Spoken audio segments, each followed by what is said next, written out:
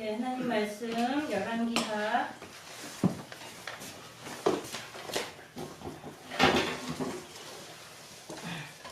2장. 다니엘 몇 절이에요? 아닌데요?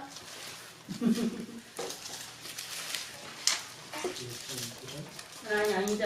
1장. 제가 2장이라고 했어요? 죄송해요. 1장 몇 절이에요? 9절. 예. 9절부터 18절.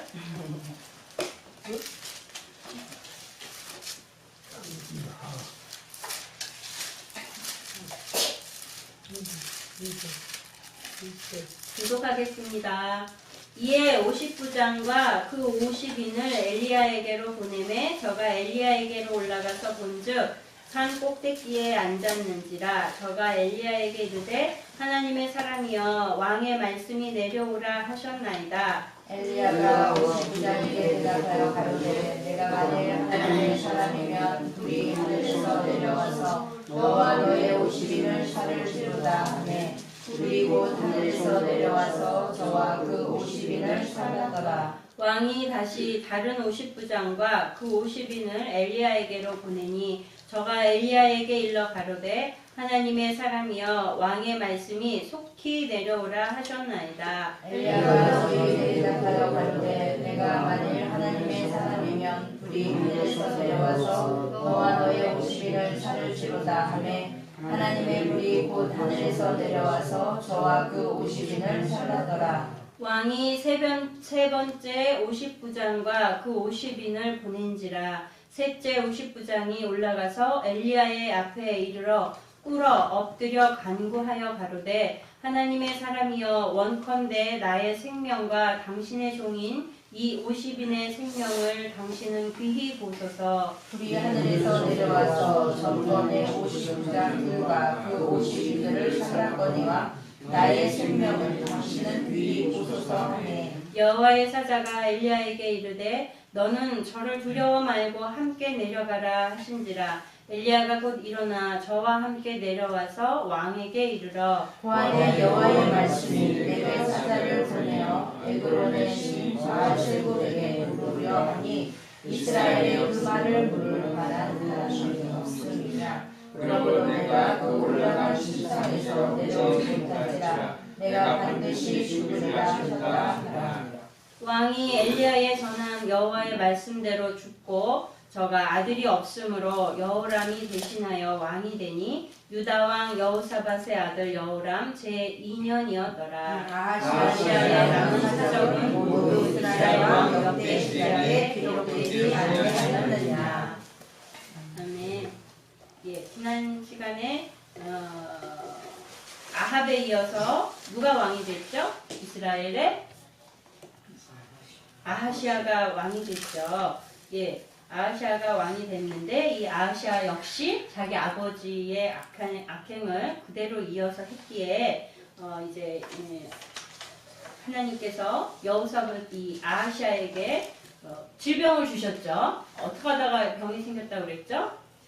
난간. 네, 다락난간에서 떨어져가지고 병을 얻었는데 깊은 병이 들은 거예요. 근데 이 병을 낫기 위해서 여호와의 말씀을 들으려 사자를 보낸 게 아니라 바알세불에게 사자를 보냈었어요. 그래서 하나님께서 엘리야를 통해서 그가 죽게 될 것을 왜? 하나님 여호와 앞에 여호와를 찾지 않고 우상에게 나아가서 물으려 한 아하시아의 그 죄를 크다고 하나님이 하셨기 때문에 이제 그가 곧 죽게 될 것에 대해서 경고하셨죠. 그러니까 아하시아가 이렇게 말하는 게 어떻느냐, 누구냐, 그리고 단번에 그 형상을 이제 듣고서는 엘리야인 거를 알아봤죠. 그래서 그 사람은 엘리야다. 그리고 단번에 알아봤는데 그 말을 한 엘리야를 가서 잡아오라고 오늘 지금 군사를 보낸 거예요. 사실은 좀 지혜가 있다면 이렇게 하나님의 선지자를 통해서 이런 경고의 말씀을 들으면 어떻게 했어요? 어떻게 해야 되겠어요? 마땅히 할 거는 회개를 해야지 마땅하겠죠. 그리고 깨닫고 회개를 해야지 마땅한데 이 아하시아 역시 아버지와 엄마의 그 악함을 이어서 깨닫거나 회개하는 태도는 전혀 없고 지금 하나님의 선지자를 가서 잡아오라고 명령을 내린 거예요. 네, 이 엘리야 선지자가 한 말을 그러니까 하나님의 소리라고 듣지 않고 좀 자기를 모독하는 소리로 이 아하시아는 들었을 확률이 높아요.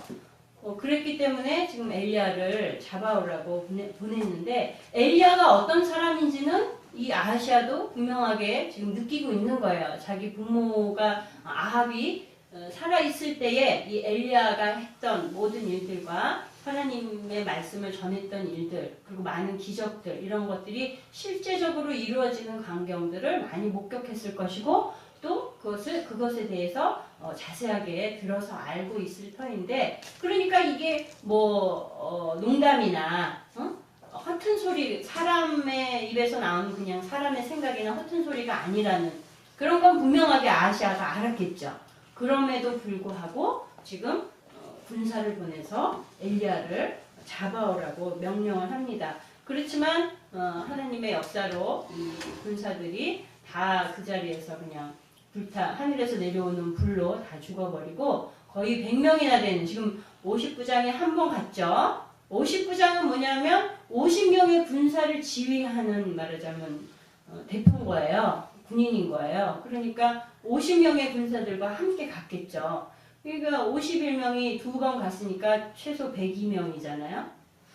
이 많은 군사들이 다 죽고 이제 세 번째에서야 간 이제 50부장이 이전에 이 두 팀하고는 전혀 다른 태도를 보임으로써 그가 결국은 자기와 자기 부하들의 목숨을 살리고 또 자기가 그 목표로 해서 명령받은 그 목적도 달성해서 엘리야도 결국은 왕 앞으로 인도하게 되는 그런 이야기가 오늘 담겨져 있습니다. 자, 우리 구조를 볼까요? 예, 50부장과 50인을 엘리야에게 보내매 저가 엘리야에게로 올라가서 본즉 산 꼭대기에 앉았는지라. 그러니까 지금 50부장이 쫓아가 봤더니 엘리야가 산 높은 곳에 꼭대기에 앉아 있는 거예요. 그래서 엘리야에게 이르되 하나님의 사람이여 왕의 말씀이 내려오라 하셨나이다. 이건 지금 우리가 읽는 성경은 번역본이 한글 개역이잖아요. 여기에는 아주 이렇게 정중하게 내려오라 하셨나이다 이렇게 번역을 해놨지만 원문대로 그대로 이것을 번역하면 뭐냐면요. 하나님의 사람이여 어명이니 왕의 명령이니 내려오시오. 그리고 강한 명령조예요. 그런 명령조를 우리 한글 성경에서는 아주 부드럽게 써놨어요. 그러니까 이 원래의 의미는 어떤 느낌이었는지 여러분 느껴지죠? 여보시오 선지자라는 사람이 당신이요? 자, 왕께서 내가 왕의 명령서를 가지고 왔으니까 빨랑 내려오시오! 이러고 명령을 내리는 거죠. 내려오시오! 이러고 명령을 지금 내리는 그런 어조인 거예요. 그러니까 얼마나 물론 이 50부장은 왕의 이 나라의 가장 높은 사람인 왕의 명령을 하달받은 사람이죠. 그 명령을 수행하러 나온 사람이고 또 자기가 어떤 그 왕의 지위를 받아야만 하는 사람으로서 어쩔 수 없는 일이라고는 하지만 그러나 이 사람 역시 엘리야를 알았을까요? 몰랐을까요? 알았겠죠. 이 시대 때에 이 엘리야는 몹시 아주 굉장히 유명한 사람일 수밖에 없죠. 놀라운 기적들을 행했고 이스라엘의 참 하나님이신 그 여호와 하나님에 대해서 분명하게 모든 백성들이 알도록 이 바알의 선지자들과의 그 대결에서도 너무나도 유명해지고 그리고 이제까지 여러 번의 그런 사건들을 통해서 분명히 엘리야 선지자가 어떤 사람인지 이 50부장도 분명히 알았을 거란 말이에요. 어떤 일이 있었는지 분명히 목격했을 거고 그런데도 지금 단지 왕의 명령에 대해서만 그게 수행을 하고 하나님의 선지자로서는 전혀 대접하지 않는 그런 지금 상황을 보이고 있습니다. 그러니까 지금 죄인을 다루러 온 거예요. 하나님의 선지자를 데리러 온 게 아니고 지금 이 50부장은 왕의 명령에 의해서 왕을 모독한 죄인을 상대하는 그러한 태도지 전혀 하나님의 사람을 대하는 태도가 아니란 말이죠. 그러니까 우리는 참 하나님이 세우신 사람에 대해서 우리가 하나님의 세우신 사람은 그냥 하나의 사람으로서만 생각하면 안 되고 하나님의 대리자인 거예요. 그죠? 하나님이 세우신 하나님의 종들은 하나님의 대리자예요. 하나님의 대리자라는 건 뭐냐면 하나님의 말씀을 대신해서 전달하는 전달자거든요. 그러니까 그런 하나님의 권위를 그 사람도 갖고 있는 거죠. 이 하나님의 사람을 멸시한다는 것은 곧 하나님을 멸시하는 거와 똑같은 거예요.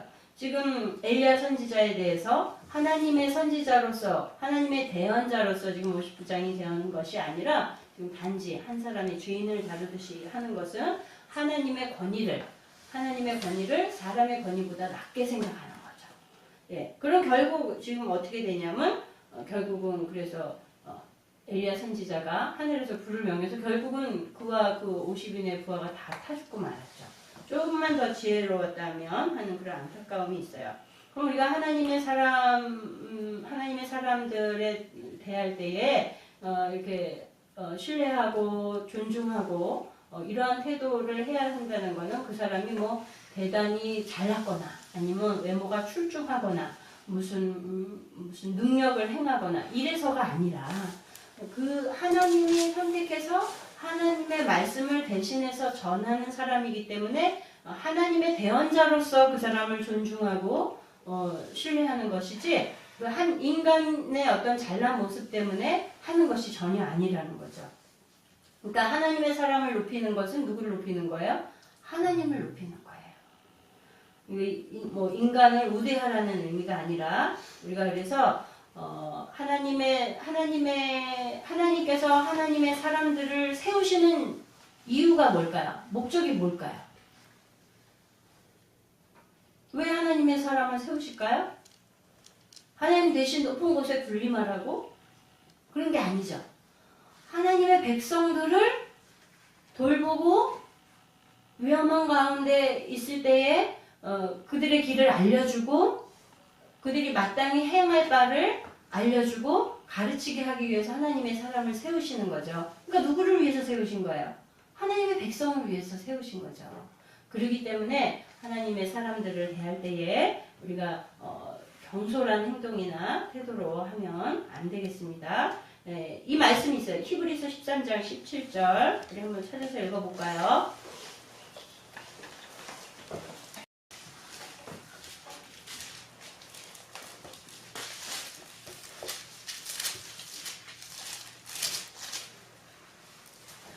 시작.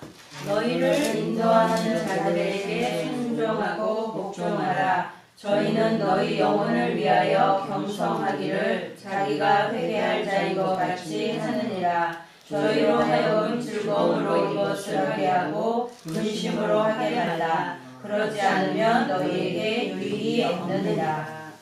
아멘. 예. 이 10절서부터 보면요. 10절, 11절, 12절까지 이제 두 번째 59장과 군사들이 이제 또 찾아갑니다. 그랬더니 11절 보세요. 11절에 두 번째 59장은 또 뭐라고 하냐면 하나님의 사람이여 왕의 말씀이 속히 내려오라 하셨나이다. 지금 첫 번째 59장은 내려오라 하셨나이다. 그랬는데 여기다가 하나 더했죠. 속히 내려오라 하셨나이다. 빨리 내려오라고 더 재촉하는 거예요.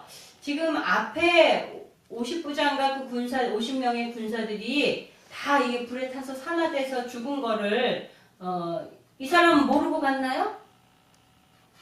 두 번째 59장은 전혀 모르고 갔나요? 아니죠. 앞에 일어난 사건들에 대해서 알고 두 번째로 파견돼서 갔단 말이에요. 그런데도 지금 그대로 자기 왕의 명령 그대로만 지금 수행을 하는 거예요. 그러니까 앞에 59장하고 똑같은 마음 상태인 거죠. 말하자면 영적인 상태가 똑같은 거예요. 그래서 하나님의 선지자로서 엘리야를 대하는 것이 아니라 그냥 하나의 죄인으로서 또 이도 역시 왔는데 앞에 사람은 안타깝게도 못 깨달아서 그렇다라고 할 수 있겠지만 이미 앞에 사건을 목격한 이 50부장은 이미 들은 이 50부장은 또 반복해서 이러한 실수를 한다는 것이 굉장히 안타까운 모습으로 느껴집니다. 결국은 그래서 그들도 다 죽어버렸죠. 예. 그러면 왜 이 사람들은 이렇게 두 번째까지 이런 실수로 자기 생명이 죽을 수도 있음을 분명히 그 사건을 통해서 경험해서 알고 있는데도 왜 이랬을까요? 왜 이렇게 행동을 했을까요? 하나님의 선지자이고 많은 능력이 있고 그가 말하는 대로 그러한 일들이 지금 일어나고 있는 것을 충분히 인지하고 있는데 왜 이런 실수를, 우리가 볼 때는 실수죠. 이런 상황을, 이런 불행을 초래하게끔 했을까요? 왜 그랬을까요? 바보라서? 아니죠. 바보라서가 아닌 거예요. 이거는 마음이 강팍해졌기 때문이에요. 마치 뭐와 같으냐면 하나님이 이스라엘 백성들을 모세를 지도자로 세워서 애굽 땅에서 이끌어내실 때에 바로에게 내 백성을 보내라고 할 때에 그의 마음이 강팍해져서 하나님의 백성들을 계속해서 번복하고 보내지 않고 막고 그러다가 결국은 어떤 화를 초래해요? 10가지 재앙을 다 당하죠. 마지막에 자기는 물론 애굽의 모든 백성들의 장자가 다 죽고 말잖아요. 그 원인이 뭐예요? 마음이 강팍하게 돼서 그렇게 됐단 말이에요. 강팍함이 그들의 불행의 원인이 된 거예요. 이스라엘 역사 가운데도 그런 것들이 많죠. 예수 그리스도인 줄을 알아보지 못한 미련하고 강팍하고 교만했던 유대의 종교 지도자들로 인해서 결국은 이스라엘이 어떻게 돼요? 로마에서 패망당하잖아요. 이 강팍하다는 거는 딱딱하다는 의미가 있잖아요. 그죠?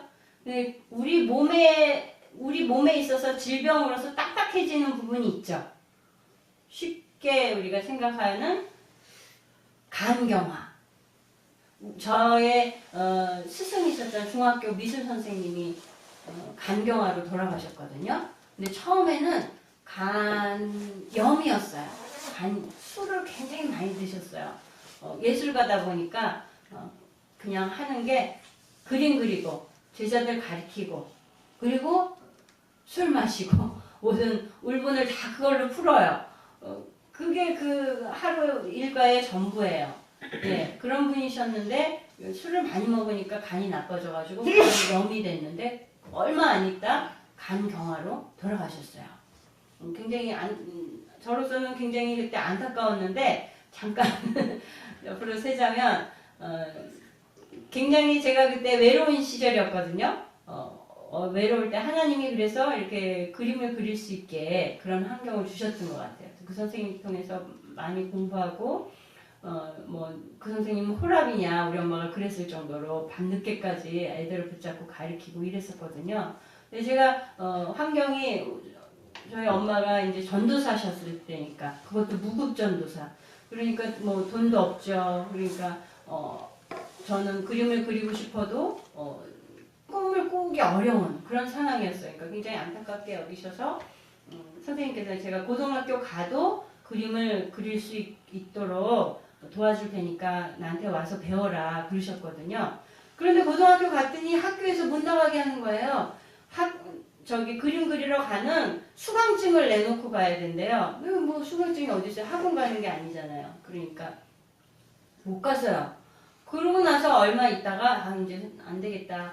주말에 선생님을 뵈러 가야겠다. 그리고 엄마하고 의논하고서 그러기로 했는데 돌아가셨다는 거예요. 근데 간경화로 돌아가셨어요. 간염이 된 지 한 1년 정도 지났거든요. 근데 간이 굳어져서 이 간경화에서 또 심하면은 이제 금방 암이 된다고 그러더라고요. 예, 이런 일들이 있었어요. 근데 이제 그것을 계기로 하나님이 내가 그림 그리는 걸 원치 않으시나 보다. 우리가 그렇게 생각했던 적이 있는데 그래서 별이가 지금 그림 공부하는 것 때문에 제가 굉장히 야 별이야 너 복 받은 줄 알아라 하는 이유가 큰 환경에 어떤 저해를 받지 않고 자기가 하고 싶은 그림을 그릴 수 있다는 게 얼마나 복된 건지 감사한 마음으로 열심히 학교에서 가르쳐주는 대로 열심히 하시기 바랍니다. 네. 네, 지금은 그래도 우리가 살기 좋은 세상이어서 자기가 원하는 것이 가난해서 못하는 그런 환경은 그래도 아니에요. 그죠? 얼마든지 자기가 찾으면 얼마든지 방법이 있고 많은 기회들을 얻을 수 있는 그런 좋은 세상이 우리나라가 됐어요. 그러니까 얼마나 감사해요. 예, 이렇게 근데 이 간경화 같은 이런 병은요, 거의 다 그러니까 간이 못 쓰게 될 지경에 될 때까지 자각을 잘 못한대요. 이게 얼만큼 병이 유중한지를 모르고 그냥 지내다가 이제 거의 심각한 지경이 돼서 이제 의학으로 이렇게 손 써서도 힘든 그런 지경이 돼서야 이제 자각하게 돼서 병원에 가면 늦어버렸다는 거예요. 그러니까 이미 많이 망가졌기 때문에 회복하기 어려운 상태인 거죠. 이런 게 간경화 같은 질병인데요. 이 차라리 육체에 일어나는 이 몸에 일어나는 간경화 같은 병은 간경화다 그러면 제가 그 선생님한테 참 안타까웠던 게 뭐냐면 천주교인이었어요. 그런데 전도를 해도 그렇게 천주교인이어도 천주교에서 그렇게 열심히 믿는 신앙이 아니기 때문에 믿음이 없다고 봐야 돼요. 그냥 왔다 갔다 하는 거지. 그래도 자기는 천주교인이라고 하더라고요. 그러나 예수 그리스도에 대한 신앙이 별로 없는 거예요. 그래서 참 안타까웠는데 마지막에 그런 복음을 전할 기회를 제가 얻지 못한 것 때문에 굉장히 많이 마음이 아팠었거든요. 어쨌든 육체의 이런 간경화 같은 질병은요, 몸이 완전히 굳어서 꼴깍 숨이 넘어가기 전까지는 그래도 호흡이 있고 알아들을 수 있는 시간까지는 기회가 있잖아요. 어떤 기회? 회개하고 돌이키고 할 수 있는 기회가 있단 말이에요. 그런데요, 이 영적인 간경화 같은 이런 질병은요, 그럴 기회도 얻기가 힘든 거예요. 더 어려운 거예요. 왜? 마음이 굳어지면요, 우리 성경에 많이 예가 나오잖아요. 마음이 굳어지고 강팍해지면요, 회개할 기회가 와도 회개를 못하는 거예요. 이미 마음이 딱딱해져 버렸어요. 돌이키기가 어려워. 지금 아합도 그랬고요. 지금 아하시아 왕도 똑같은 거죠. 하나님 회개할 기회로서 질병을 주신 거죠. 그래서 2년의 유예 기간을 주신 거란 말이에요. 그리고 선지자를 통해서 또 말씀을 주셨는데도 불구하고 그가 마음이 강팍해지고 교만해져서 회개할 생각도 하지 않는 거죠. 지금 이 두 번째 50부장은 전 제일 안타까운 사람인 것 같아요. 첫 번째 50부장은 미처 못 깨달아서 그랬다 쳐요. 그 한 번 지나간 일을 경험한 이 사람은 지나간 불행을 경험으로 삼아서 회개하고 돌이킬 수 있는 기회가 왔잖아요. 그런데 지금 두 번째 50부장은 그 기회를 잃어버린 거예요. 그리고 똑같은 실수를 반복하고 결국은 죽고 자기뿐 아니라 50명의 부하의 생명까지도 다 잃게 만드는 이런 우를 범하게 됩니다.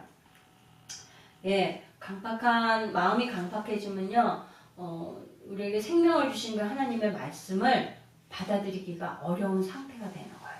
그러니까 마음이 굳어지기 전에, 강팍해지기 전에 얼른 깨닫고 빨리빨리 회개하고 조그만 내 마음에 꺼리키는 것들, 내 마음에 내가 뭔가 이상해, 내 마음이 뭔가 이상해, 이거는 아닌 것 같아, 이런 것들이 다 자각하죠. 이건 하나님이 안 기뻐하실 것 같아, 이런 것들이 있을 때 빨리빨리 회개하는 것이 제일 좋은 참책인 거예요. 그래야 마음이 굳어지지 않고 하나님의 말씀을 듣고 회개할 수 있는 그런 보들보들한 마음의 상태가 중요한 것 같습니다. 전도서 8장 11절에 이런 말씀이 있어요. 악한 일에 징벌이 속히 실행되지 않으므로 인생들이 악을 행하기에 마음이 담대하도다. 금방 하늘에서 벼락이 치면 아이고야 하고 무서워서 어머 내가 잘못했는데 벌이 내리네, 아유 잘못했습니다 이렇게 하잖아요. 근데 그러시지 않으니까 담대하게 죄를 계속해서 짓는단 말이에요. 그러다 결국은 어떻게 되겠어요? 이들과 같이 그냥 불에 타 죽는 거예요. 예, 그런데 세 번째 59장의 모습을 보세요. 좀 달라요. 아주 대조적으로 다른데요. 어떻게 하냐면요. 13절 어떻게 해요? 산꼭대기에 있었다고 그랬죠. 엘리야가 다른 59장들은 그 밑에서 큰 소리로 엘리야를 불러내렸어요. 그죠? 그런데 이 59장은 자기가 올라가요. 올라가서 엘리야 앞에 꿇어서 엎드려요. 그리고 뭐라고 말하냐면 하나님의 사람이여 원컨대 나의 생명과 당신의 종인 이 50인의 생명을 당신은 귀히 보소서 하고 호소를 합니다. 굉장히 겸손한 모습이죠. 겸허한 모습이죠. 이 엘리야가 능력의 하나님의 말씀을 대언하는 선지자인 것을 인정하고 그 앞에 고개를 숙인 거잖아요. 그죠? 겸허한 모습으로 하나님의 대언자임을 그가 인정하는 모습이에요. 어떻게 이렇게 지혜롭게 행동할 수 있었을까요? 아까도 말했죠. 이미 지나간 두 50부장의 사건을 경험으로 두 사람의 불행을 경험으로 터득한 거죠. 이 성경에는요, 좋은 이야기도 많지만, 복받은 이야기도 많지만, 더 많은 거는 불행한 일 당한 거, 고난을 당한 거, 어려운 일 당한 이야기가 더 많아요. 왜일까요? 교훈이 되라. 왜? 하나님의 사람이라도, 하나님을 아는 자라도, 우매에서 넘어지고 죄를 범하기 쉬우니까. 하나님이 이 지나간 모든 일들을 경험 삼아서 이 앞에 겪어진 불행들을 보고 다시금 돌이켜서 그것을 반복해서 불행에 빠지지 말라. 하나님의 교훈이시죠. 그죠? 하나님의 사랑입니다. 우리는 이미 예수 그리스도 때문에 우리는 승리가 보장된 사람들이에요. 그죠? 우리는 구원을 약속받은 백성이에요. 그죠? 이미 이겼고 하나님이 우리를 하나님의 백성으로서 삼아 주셨고 우리를 천국으로 인도하실 것을 약속을 받았어요. 그러니까 승리가 다 보장됐죠. 그런데도 하나님께서 우리에게 이런 교훈의 말씀을 왜 주십니까? 고린도전서 10장 11절 찾아보겠습니다. 11절 12절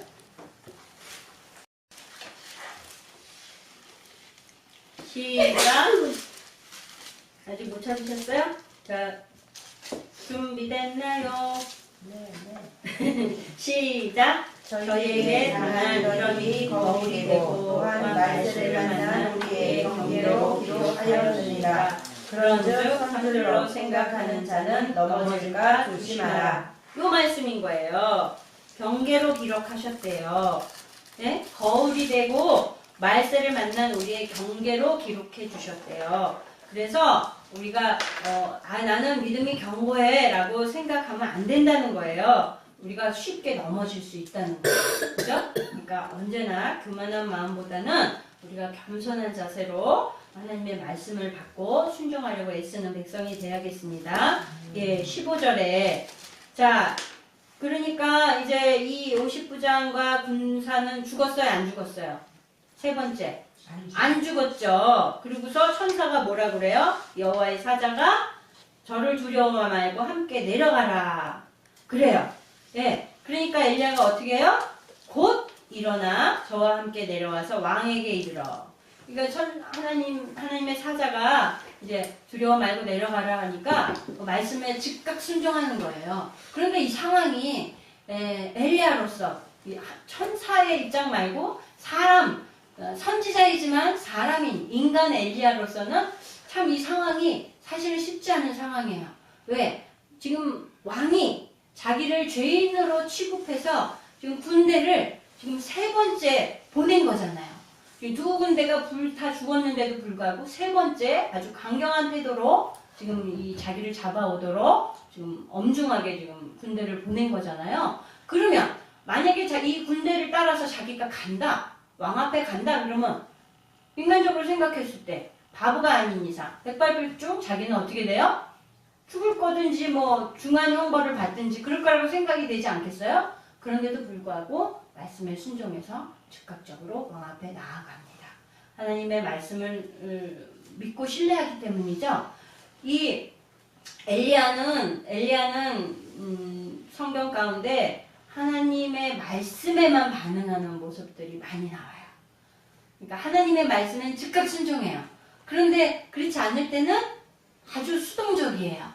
그러니까 이 하나님의 말씀하실 때만 움직이니까 얼마나 수동적이고 피동적으로 보여져요. 심지어는 이런 경우도 있잖아요. 이제 이세벨을 피해서 막 두려워 떨고 있을 때 하나님이 어디로 가라 그러세요?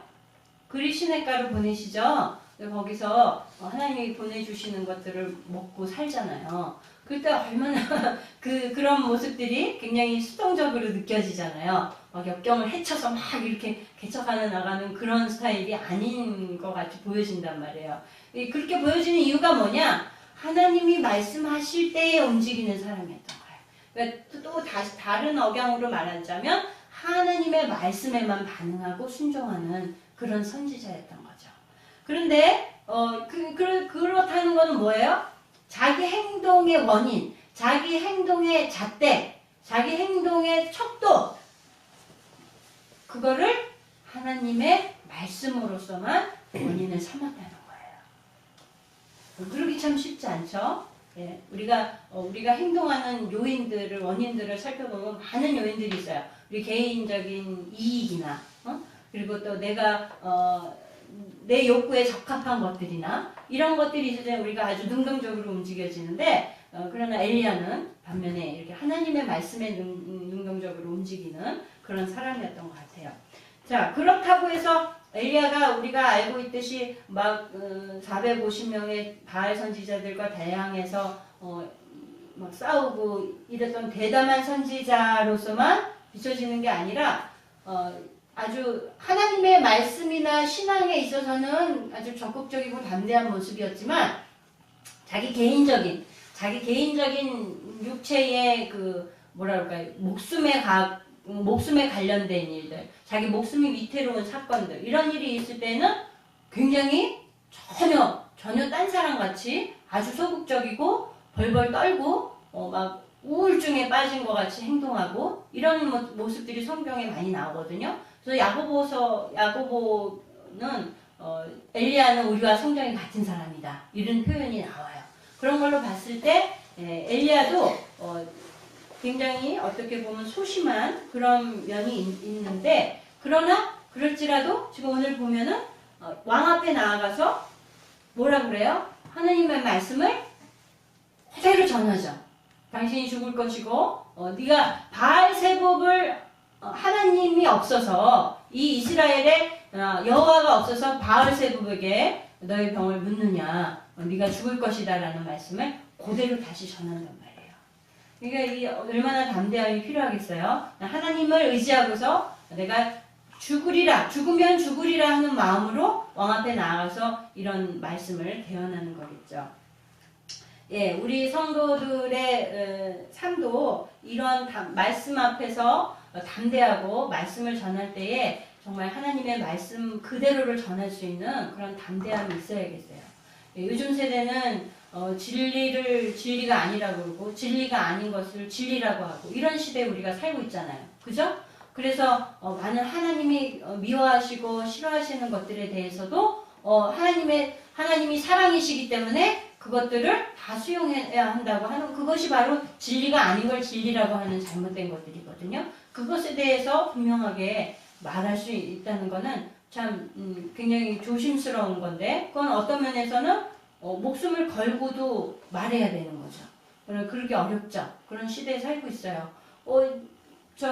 외국에서는요, 동성애자들에게 꽃다발을 주지 않았다는 이유로 막 어마어마한 벌금을 물리고, 또 주례를 해주지 않는다는 이유로 어마어마한 벌금을 물리고 감옥살이 하게 하고, 이런 일이 지금 실제로 있어요.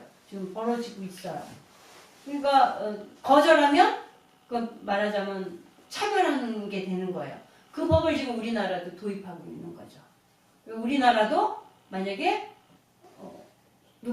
성도가 교회에 왔어요. 교회에 왔는데 그들이 동성애자였어요. 그래서 어쨌든 그들을 변화시키고자 교회에서는 그들을 포용할 수밖에 없지만, 그들이 우리 결혼할 거니까 목사님 줄에 서 주세요. 그러면 이거 우리는 하나님의 말씀에 따라서 그것을 거부합니다. 이러면 이 법에 의해서 철창 가는 거예요. 감옥에 가야 되는 그런 시대에 지금 우리나라도 들어왔어요. 예, 이사야 55장 11절에 내 입에서 나가는 말도 헛되이 내게 돌아오지 아니하고 나의 뜻을 이루며 나의 명하여 보낸 일에 형통하리라. 이 말씀과 같이 지금 엘리야가 말한 그 말씀대로 지금 이 일이 이루어집니다. 그래서 아하시아가 결국은 병상에서 죽고 마는데요. 우리가 요즘은 참 수돗물이 굉장히 많이 깨끗해졌죠. 그래서 어떻게 보면 정수기물보다도 수돗물 먹는 게 더 좋다고 그러더라고요. 그런데 어떻게 저렇게 깨끗해요? 상수도원에서 열심히 잘 정화해가지고 흘려보내니까 그렇죠. 그래서 우리가 그 물을 먹을 수 있는데, 그런데 만일 그 상수도관에서 뭐라 그래야 되나요? 그거를 수원지? 그래야 되나요? 그런 데서 깨끗한 물을 흘려보냈는데 그 보내는 과정에 뭘 따라서 가요? 관을 통해서 가죠. 수도관을 통해서 가는데 이 수도관이 너무 낙후되고 노후돼가지고 막 구멍이 픽픽 찢어져가지고 픽픽 났어요. 그러면 어떻게 돼요? 거기로 그 주변에 있는 흙들이 다 새들어가죠. 그럼 물이 어떻게 돼요? 오염되잖아요. 그러면 우리가 받아 먹을 때에는 오염된 물을 받는 거예요. 위에서는 분명히 깨끗한 물을 흘려보냈는데 받는 사람은 오염된 물을 먹게 된다는 거죠. 그러니까 상수도도 깨끗해야 되겠지만 모두 중요해요. 그걸 이동 통로인 그 수도관도 깨끗하고 튼튼해야 되는 거예요. 정확해야 되는 거죠. 우리는 바로 이 수도관과 같은 게 우리 성도들이고 하나님의 백성들의 삶인 거예요. 그러니까 하나님의 말씀은 무어하시고 정확하시고 온전하신데 그 말씀 그대로를 우리가 전달해야 되는 거예요. 믿는 자들에게나 믿지 않는 자들에게나. 그런데 그것을 오염돼서 때로는 난처한 것들은 빽거리거나 아니면 거기에 인간의 사적인 생각들을 집어넣거나 이렇게 해서 전달하게 되면은 하나님의 말씀이 왜곡되고 오염되는 거죠. 그러니까 그대로 그것이 나한테 불리하든지 나한테 욕을 먹이든지 어떠하든지 하나님의 말씀을 그대로 증거할 수 있는 그러한 담대한 믿음이 있어야 되겠어요. 근데 참 이게 쉽지 않아요. 그래서 보면 이런 말을 이 사람이 들으면 마음이 상해서 우리 교회 안 오겠다 싶으면 어떨 때는 할 말도 못할 때도 많이 있더라고요. 이런 것도 하나님 앞에 적합하지 않겠죠. 우리가 정말 이 사람이 들어야 하는 말이다. 반드시 하나님의 말씀을 들어야 한다면 여러분 주변에 있는 사람들에게 담대하게 예수 그리스도만이 오직 구원의 길입니다라고 전하실 수 있어야 되겠습니다. 네, 우리는 아까도 얘기했듯이 이미 생명을 얻었고 영생을 얻은 그런 승리가 보장된 하나님의 백성들인데요. 그러면 사람들이 만약에 여러분에게 그럼 예수 믿는 게 뭐야? 예수 믿는다는 게 뭔데? 이렇게 물어보면 여러분 어떻게 정리해서 말하시겠어요? 심사님, 예수 믿는 게 뭡니까? 누가 친구가 물어봐요. 예수 믿는 게 뭐야? 예수 믿는다는 게 도대체 뭔데? 이거 물어보면 뭐라고 그러실래요?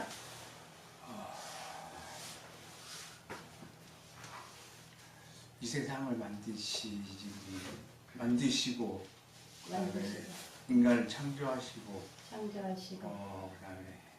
또 이 세상을 주관하시는 분을 믿는 거다. 할렐루야. 네, 하나님 이 세상을 창조하시고 주관하시는 하나님을 믿는 것이 예수 믿는 것이다. 네, 아주 바른 대답입니다. 예, 그런 거예요. 그러니까 누가 전능하신 하나님이 누구를 예수 그리스도를 우리에게 보내셔서 죽음을 통해서 그분의 죽음을 통해서 우리에게 약속해 주신 맹세해 주신 천국을 믿으면서 이 땅 가운데 사는 거예요. 예수 믿는 삶이 그런 거예요. 이 땅 안에서 우리에게 주신 예수 그리스도의 죽음을 통해서 얻어진 우리의 약속, 우리의 생명, 우리의 천국, 그것을 믿고 이 땅 가운데서 살아가는 게 예수 믿는 삶인 거예요. 그죠? 아멘? 예. 세상 사람들은 어떤 형태든 어떤 모양이든 뭔가 장래에 무언가를 기대하면서 믿고 살아요. 그래서 어떤 사람들은 자기 계좌에 많이 두둑히 넣어둔 돈을 의지하고 살고요. 어떤 사람들은 회사에서 약속한 보장해준 승진의 약속을 믿고서 그것을 의지하고 희망을 갖고 살기도 하고요. 여러 가지 요인들이 많이 있죠. 그러나 그런 것들은 다 언젠간 변하고 썩고 또 상대적으로 다 유동적으로 변하는 것들이에요. 그러나 우리 하나님의 말씀은 하나님은 회전하는 그림자도 없으시다 그랬죠. 하나님이 움직이실 때 그림자도 없대요.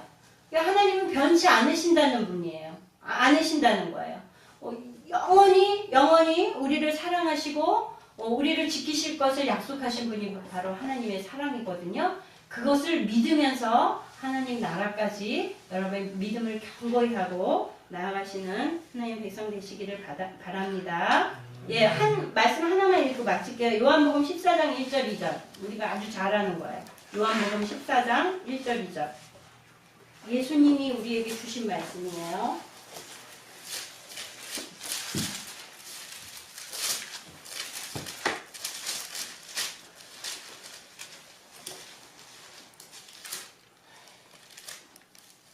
시작. 너희는 마음에 근심하지 말라. 하나님을 믿으니 또 나를 믿으라. 내 아버지 집에 거할 곳이 많도다. 그렇지 않으면 너희에게 일렀으리라. 내가 너희를 위하여 처소를 예비하러 가노니. 우리에게 뭐 하지 말래요? 마음에 근심하지 말래요. 네. 하나님을 믿으니 또 나를 믿으라. 내 아버지 집에 거할 것이 많도다. 예, 예수님이 우리를 위해서 처소를 예비하신대요.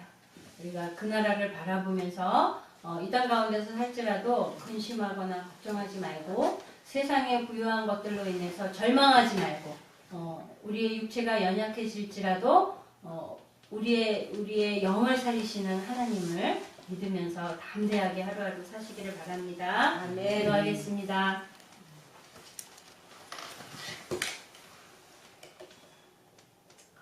하나님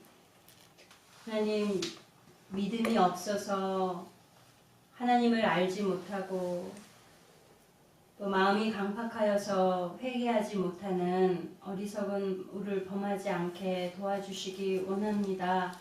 하나님 우리에게 많은 성경의 이야기들을 통하여서 하나님의 뜻을 우리에게 알려주셨고 하나님의 방법들을 가르쳐 주셨음에도 우리가 주의 말씀을 믿지 아니하고 정말 하나님의 말씀을 소홀히 생각하지 않고 하나님 정말 하나님 앞에 온전히 하나님이 주신 말씀 그대로 믿는 믿음으로 날마다 하나님 앞에 범한 죄들을 돌이키고 회개함으로 정결한 성도로서 살아갈 수 있도록 저희들을 붙들어 주시기를 원합니다. 우리의 연약한 육체를 붙잡아 주시고 오직 예수 그리스도의 부활하신 그 능력대로 우리가 승리하는 삶을 살아갈 수 있도록 남은 3일도 하나님의 은혜와 성령으로 함께하여 주시옵소서. 예수님의 이름으로 기도드렸습니다. 아멘.